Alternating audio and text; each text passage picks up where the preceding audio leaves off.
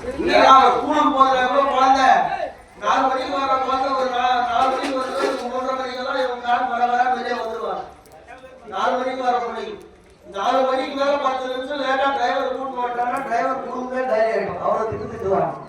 பிள்ளைன்னா அவரை பாசம் அம்மா அந்த விதத்துல இங்க அம்பிகைக்கு விசேஷம்னாலும் பிள்ளை விநாயகர் பெருமாள் வந்தது அந்த அம்மாவுக்கு ரொம்ப சந்தோஷம் இல்லையா? ஆனா ஒரு பிள்ளை வந்துட்டாரு, இன்னொரு பிள்ளை வரணும் இல்லையா? ஏற்கனவே கொஞ்சம் கோபக்கார பிள்ளை வேற, சும்மாவே போச்சு மலை மேலே ஏறிடுவாரு.